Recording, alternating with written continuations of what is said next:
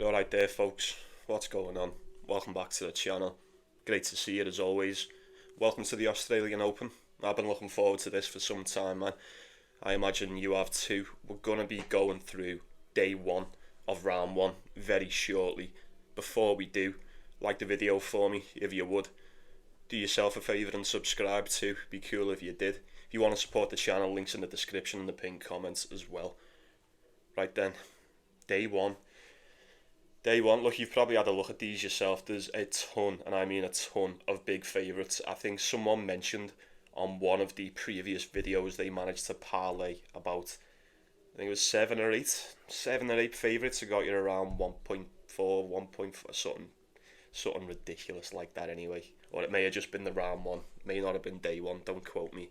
But yeah, it's going to be one of them for the first day. As we all know, first round's just a free hit. We have got a lot of shite to get through before we get to the good stuff. We'll try and get something along the way, but I'm not going to force anything.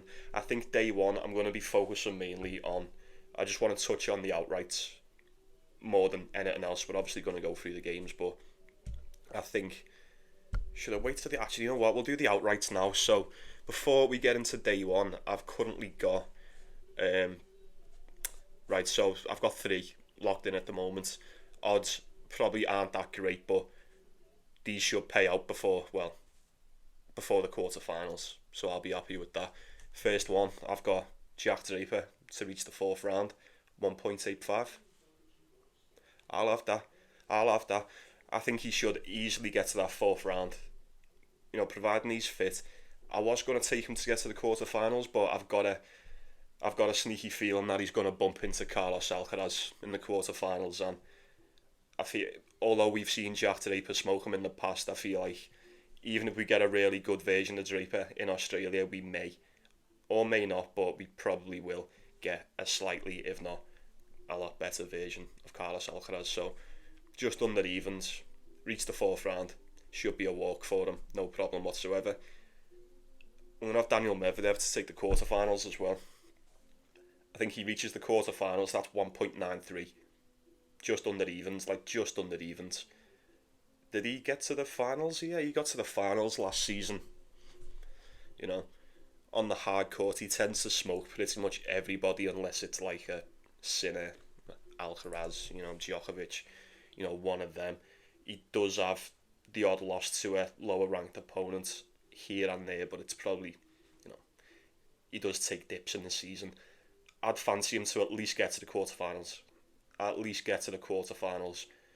Along with Taylor Fritz. Now, me personally, Taylor Fritz to get to the quarterfinals is 2.5. Now, I had a look at his draw before, his potential draw anyway. I think he may or may not bump into Ben Shelton in the round or the one before, in round 4, I think, pardon me. That might be the only one where you'd go, oh, it could be tough, it may not. Me personally, I think Taylor Fritz beats Ben Shelton in the Australian Open. I'm trying to predict the future, but that's obviously what the outrights are. I'd say Taylor Fritz has got one of the easiest routes, at least to the quarters. He'll probably bump into Medvedev in the quarterfinals. He potentially might. And I feel like Taylor Fritz may have what it takes to get past Daniel Medvedev, but I'm not too sure. To get to the semi-finals was like 4-1, I think. 3-1, 4-1. I was very tempted by that, but I feel like at 2.4, 2.45, Fritz to get to the quarters, sound. That's sound with me. Unfortunately, the bookies I've got over here, they don't really offer any decent boosts or outright boosts, nothing like that. They're all pretty straightforward, so I'm gonna go with that. They're already locked in. I'm just gonna sit and wait and just support all 3, I suppose. You've got to, haven't you? Right then, now that is out the way, we will get into the games. First things first, we're just gonna get through these really, really big favourites, and I do mean really quick. So if anyone's got anything of value, please do share it with the group. Don't be shy. So I'm gonna go Zverev, Luca Pui, 1.03 for Zverev. He's obviously going to win. No one's taking that price. If you want to take him in straight sets, be my guest, but the odds, especially so early on in these slams for these favourites, these top ranked fucking players, even straight set wins, it's just not worth risking it. It's not worth risking them just taking a set off. So it's up to you what you want to do. Zverev gets that one done. Then you've got Lehechka against 2. Once again, 1.1 for Lehechka. That's probably a straight set as well. It really is. He looked really good in what was the last tournament? What did he win? What tournament did he just win? Brisbane, was it? He won the fight. Yeah, he beat Ralia Pelcher. Well, that was he got a walkover, didn't he? Both his opponents in the semi-finals and the finals were tied, but it still doesn't matter. He still won. Beats Holger Rune, Nishioka, and Nico Yari. Yeah, definitely beats 2 in my opinion. He's only beat James Duckworth, Lucas Klein in his last few. Yeah, I don't think he's going to be good enough. We've then got Ugo Humbert, Matteo Gigante, 1.1 for Humbert. Easy, dead easy. Too big of a price for me to go anywhere near it. I'll probably see Ugo Humbert in the second round, but like I said, there's only really one outcomes in these, isn't there? There's only one outcome for matchups like this. Ugo Humbert will be getting that one done. Dead easy. Fucking hell. Is this the biggest one? And second biggest fave? You got Thomas Mahatch and Summit Nagal. 1.06 for Mahatch. I think he will absolutely annihilate Summit Nagal. Is he fit?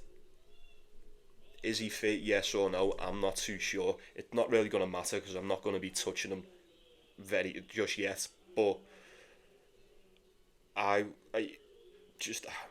think Thomas Mahatch could be a very, very good sleeper to go deep in this tournament, you know. I really do. We know what he's capable of. He's really good on the hard court. He pulled off you'd say a lot of upsets last year, but the way he was playing, you know, he looked untouchable, especially at one point in the season. There's no way Summit Nagal beats him. Not a chance. Who else have we got? Where are you? Big favourites. Only a few more. Casper Ruud, Jami Munar. Casper Ruud, 1.16. We all thought Jami Munar played really well, didn't we? In was it Hong Kong? Until he bumped into Alexander Muller. Yeah, it was crazy. It was a crazy final, that, in Alexander Muller, Jami Munar on the hard court. Nuts.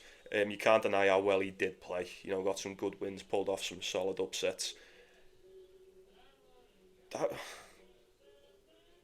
Casper Ruud's just a bit fucking untrustworthy on this surface, isn't he? Let me just have a little look. I mean, he's a lot better than Munar, don't get me wrong. He did go 21-10 on the hard court last season. Fair play. I don't know. I haven't seen Casper Ruud this season so far. He played in that United Cup, didn't he? Beat Thomas Mahatch, beat Hubert Hurkacz. Maybe he's probably most definitely going to beat Jami Munar. I'd imagine too. I would imagine him too. Come on, there was one more. I've just seen it. Artifice. Otto Virtanen. Otto Virtanen's like a 5-1 underdog here now. Is it just me, or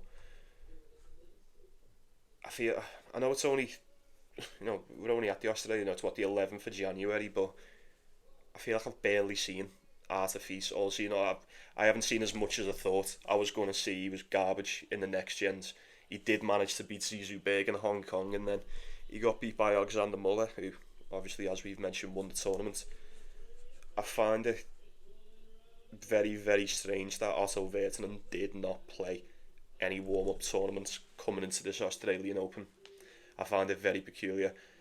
I mean, he's not exactly the greatest hardcore player. He's not bad on it, but he's not 9-11 last season, 4-6 the season before, 4 and what? Yeah, you get what I mean. 21-24 overall.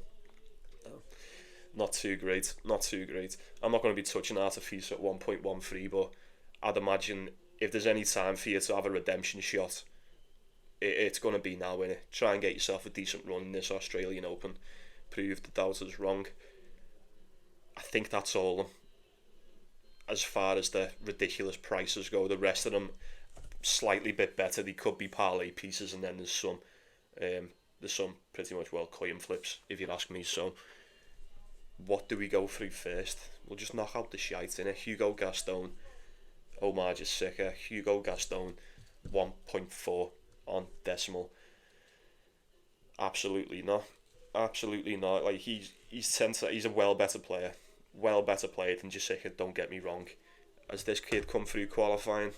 I think he's definitely come through qualifying. I say kid. He's not really a kid, is he? But you know what I mean. It just came out that. Ended up pulling out against Dinky in his qualifying game, so that is quite concerning. Hugo Gaston didn't qualify for Adelaide. Ended up getting beat by Yannick Hanfman. He's just a well better player. He should be able to get it done. I wouldn't be betting him. He wouldn't be going anywhere near a parlay for me, but I'd be expecting Hugo Gaston to get that one done. He can be a tricky customer on his day. Next off, we've got Hadi Habib and Boo. We're getting Boo at around 1.4. Now, these have played each other once before. Head to head is 1-0 to Boo. Was that last year?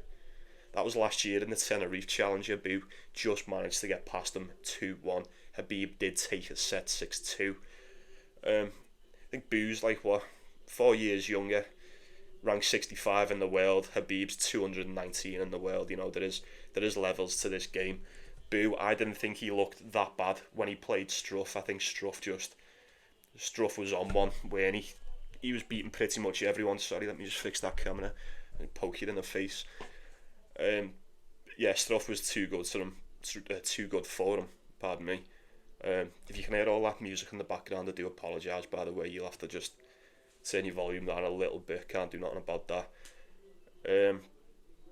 Habib has managed to get through qualifying. Straight sets against Patrick Kipson, straight sets against Seng, and then he beat that French lad with the name that I don't really know how to pronounce just yet. 2-1. Even still, Habib has just won a title, a challenger title, at the start of November as well. He seems to be doing well against the challenger level opponents, but I do think Boo will be just that next, he will be just that step up, won't he? He will. When's the Tenerife Challenger? What month's that? Does anyone know? It's February, the end of Feb. I feel like Boo would have come on quite a lot on the hard court since then. We know his record last season was fantastic, 40-14 to be precise. Habib 19-10, not too bad himself. He does tend to do the majority of his business on the hard court, although he's quite alright on the clay too. I'll be going with Boo as a parlay piece of anything. If I'm going for the treble, it'll be pinned, but if not, it'll just be the outright. So I'm just letting you know about that. Kai Nishikori, Thiago Monteiro, getting Nishikori at 1.2. I think he smokes Monteiro. I think he absolutely smokes him. Head to head, 1-0. He's already beaten before. Thiago Monteiro, as of 2000, up until qualifying, he'd went 3 wins, 9 losses on the hard court since 2023. Get out. He loves the clay, hates the hard court. Nishikori was really, really good in Hong Kong. Little bit disappointed. I think we all thought he was probably just going to wrap that title up quite easy. Managed to beat El Chapo, he beat Kachinov, Cam Norrie, he beat Shang. He got the walkover against Shang. Monteiro has just come through qualifying. He's won them all in straight sets. He needed 2 tiebreakers to get past Jason Kubler. He needed 1 to get past Valentin Royer. And then the only one that didn't see a tiebreaker was the one against Kopjans in his last game. It's got to be Nishikori. Or nothing in that one. Riley Opelka against, I'll just say his name's Gauta Onklin, something like that.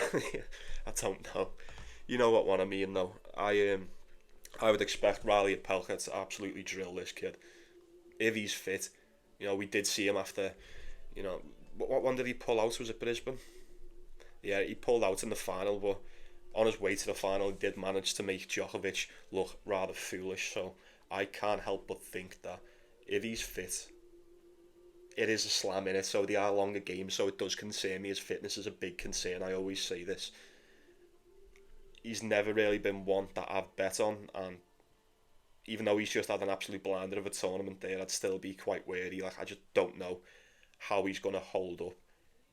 Providing he's fit, he gets it done, 100%. 1.3 on the decimal. It's a perfect parlay piece, in my opinion. Riley Opelka, perfect parlay piece. Gotta have a couple more surely. Nishioka, that's another big one. Nishioka's playing Aziz Dugati, will smoke him. That's another big favourite, 1.16. Can't believe I missed that. I knew there was one more. Alexander Vukic is playing Demir Zuma's fucking Johnny Cash now. I do apologise, folks, but we're 15 minutes in. I can't stop now. Sorry, folks, I had to pause that then, so if there's a little skip in the video. Right, this shouldn't be anyway. Where were we? What were we talking about then? Vukic, was it? I think it was Vukic and Demir Zuma. Is that how you say his name? Zuma, yeah. Demir's definitely capable of pulling off an upset. I just don't feel like we're going to see it from him. Especially in this spot, Vukic, in his home tournament, his home slam, 1.3 on the decimal. I think he gets this one done with relative ease. Demir's just been beat by James McCabe in qualifying for Adelaide. He did win a title. He wins loads of challenger titles, but they're mainly on the clay, aren't they? Let me just double check. 30-9 on the clay last season, 11-13 on the hard court. I know Vukic weren't that great either, 13-18, but I feel like you've got to be able to trust him. If you can't trust Vukic in the first round of his home slam against this calibre of opponent, then I don't know when you can. So, I don't know. Food for thought, folks. And I think we've got a few more, haven't we? Look, I'm not touching Pavel Kotov as a favourite against Jamie Farrier. I would not be surprised to see Jamie Farrier beat him at all. I got nothing on that one. Nothing whatsoever. Jerry Shang, Davidovich Fokina. Getting Shang as a slight favourite, and I do mean a slight favourite. Davidovich Fokina's good, man. He's really good. He could definitely get that one done. Jerry Shang, a little bit younger, 6 years younger. Really good on the hard court. Really good. Gets the majority of his business done on it. 25-10 last season. Davidovich Fokina went 13-12. These have played each other twice before as well, and Davidovich Fokina's beat him in straight sets both times. Both last year. One in Miami on the hard court and one in Madrid on the clay. See what I mean? Shang looked alright. He managed to get to the quarterfinal. Well, he got to the semi-finals in Hong Kong before he ran into Nishikori, but he was injured when he had to pull out of that game. Davidovich Fokina has just been beat by Sebastian Korda in straight sets. He did get beat by Xiaomi Munar in Hong Kong too. Managed to get one win. He's went 1-2 so far. He's got one over Batista Agut. That was in straight sets.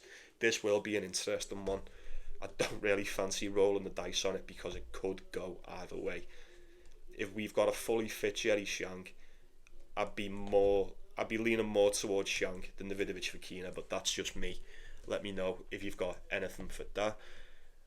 And I think we could pretty much wrap it up, can't we? Or can we? Pedro Martinez is playing Luciano Darderi. I'm not betting on two clay merchants. Just slugging it out on the hard court, especially in the first round. But Martinez is a 1.7 favourite, but no, it's just not on there for me.